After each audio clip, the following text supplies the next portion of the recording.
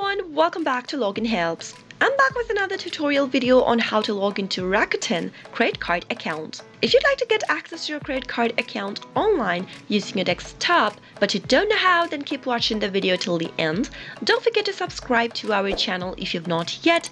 Also press the notification bell icon so that YouTube will notify you whenever we post a new video.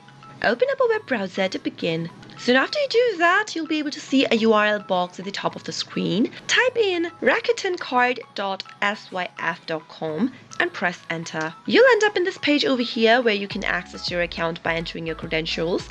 Start off by entering your user ID in the first text field. Make sure to type in your information correct. After you're done, type in your password on the next block. You can double check your password by clicking on the show link or the eye icon at the right corner of the password box, which will help you reveal your password.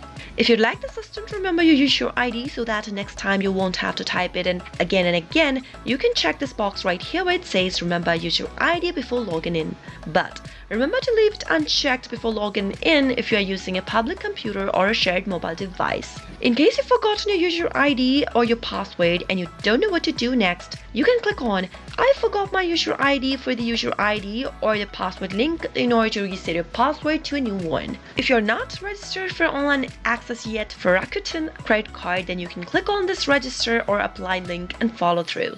Finally, after typing in your credentials and you're ready to log into your account, click the secure login button and you'll be logged into your Rakuten credit card account right away. It is that simple. I hope you found the video to be helpful. If it was, go ahead and give us a thumbs up. Comment down in the comment box if you have a question or a feedback for us. I'll be back soon with more tutorial videos like this. Thank you for watching.